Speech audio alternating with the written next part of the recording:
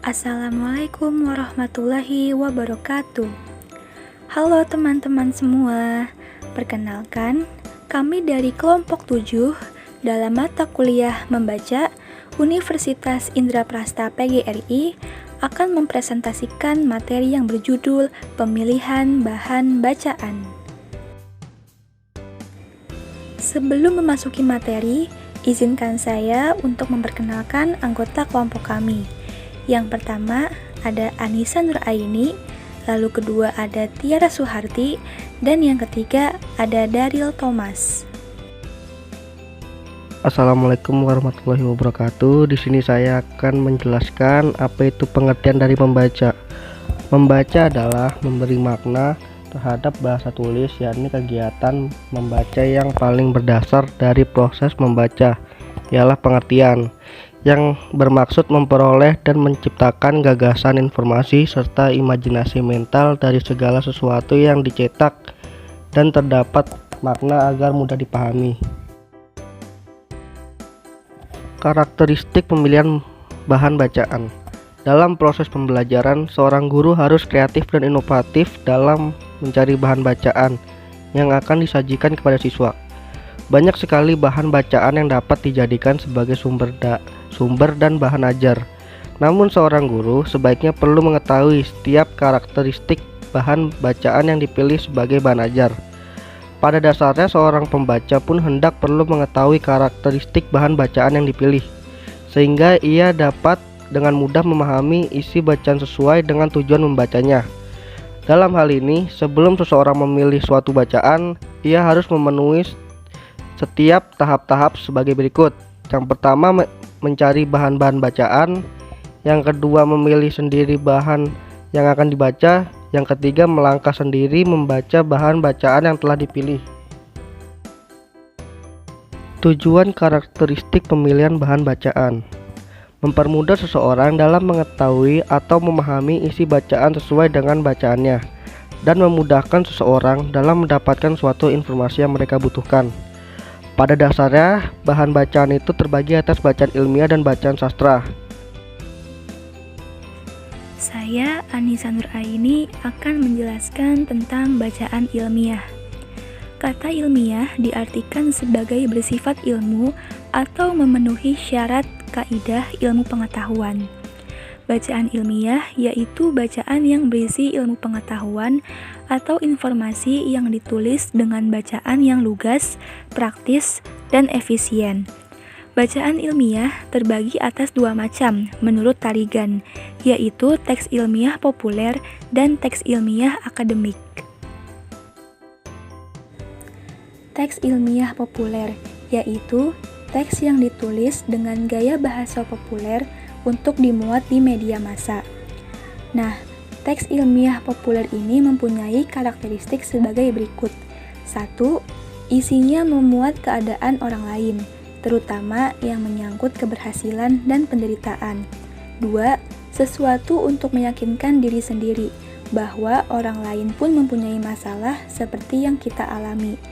3. Isinya mengenai cara belajar. 4. Isinya hanya sekedar ingin mengetahui atau untuk mengikuti tentang sesuatu.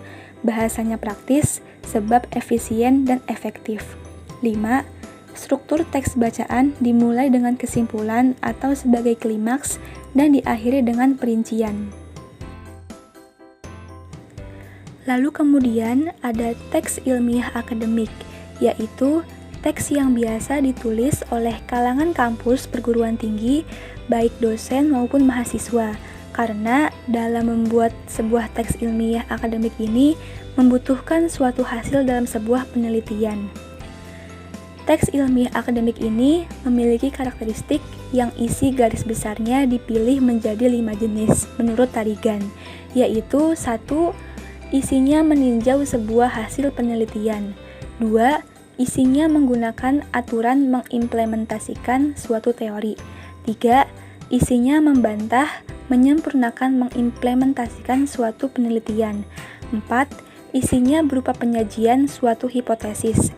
Dan yang kelima, bahasanya bersifat denotatif, objektif, tidak berprasangka, tanpa penelitian atau pendapat pribadi, sistematis, kritis, dan didasarkan pada suatu penilaian hubungannya dengan sebuah teori. Selanjutnya ada bacaan sastra. Bacaan sastra adalah suatu bahan bacaan yang berisi ekspresi, pikiran, perasaan, ide, pandangan hidup, dan lain-lain yang disajikan dalam bentuk yang indah melalui media bahasa. Nah, sastra ini terbagi menjadi dua macam, yaitu sastra imajinatif dan sastra non-imajinatif.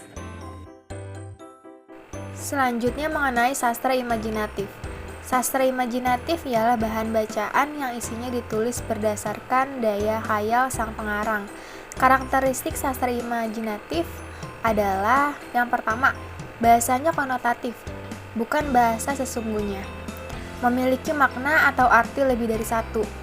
Yang kedua, penulisannya diilhami dari kisah nyata yang diproses atau diimajinasikan sehingga timbul ide penulisan yang kreatif dan indah. Yang ketiga, memiliki nilai-nilai estetik yang meliputi unity, harmoni, balance, dan right image menurut Tarigan 1994. Untuk sastra non-imajinatif adalah sastra yang isinya ditulis sesuai dengan fakta, berdasarkan realita sebagai topik utamanya. Karakteristik sastra non-imajinatif adalah yang pertama, bahasanya denotatif. Yang kedua, isinya berdasarkan fakta, realita yang ada. Yang ketiga, memiliki nilai-nilai dan syarat-syarat keindahan atau estetika berupa unity, kesatuan, harmoni, keselarasan, balance, keseimbangan, dan right image menurut Tarigan 1994. Hal yang perlu diperhatikan dalam memahami suatu bacaan. Menurut A.C.S. Muhyiddin dalam Sudarsana, diantaranya adalah yang pertama, terdapat sejumlah kata yang sama. Mungkin arti atau maknanya berbeda apabila dikaitkan dengan konteks kalimat yang berlainan. Yang kedua, kalimat menunjukkan suatu pengertian tertentu apabila disertakan faktor intonasi dalam membacanya yang akan menunjukkan makna yang berlainan. Yang ketiga, jika disertakan tanda-tanda baca akan mempertegas secara khusus pesan penulis yang harus dihayati oleh pembaca dalam mengartikan kalimat tersebut. Yang keempat, gabungan sejumlah kalimat dalam suatu paragraf atau alinea menunjukkan suatu pengertian yang lebih luas dan terintegrasi. Untuk yang kelima, pendekatan gaya penulisan, apakah induktif atau deduktif perlu dipahami dalam menemukan makna sajian. Yang keenam, kemampuan pembaca dalam menemukan kata kunci dalam suatu kalimat atau kalimat kunci dalam suatu alinea akan mempermudah pemahaman pembaca terhadap suatu bacaan. Yang ketujuh, tajuk yang disajikan. Apakah merupakan judul bab atau subbab merupakan rambu-rambu awal yang harus digarisbawahi dalam menemukan makna suatu bacaan. Maka dapat disimpulkan bahwa secara umum bacaan harus memenuhi beberapa hal-hal. Dengan memenuhinya, suatu bacaan akan dapat memenuhi suatu kelayakan bacaan yang dapat dibaca. Di samping itu dapat menjaga kualitas bacaan yang akan dibuat atau diedarkan agar tetap berkualitas. Sekian pembahasan dari kelompok kami. Semoga dapat dimengerti, kurang lebihnya mohon maaf. Wabillahi taufiq wal hidayah. Wassalamualaikum warahmatullahi wabarakatuh.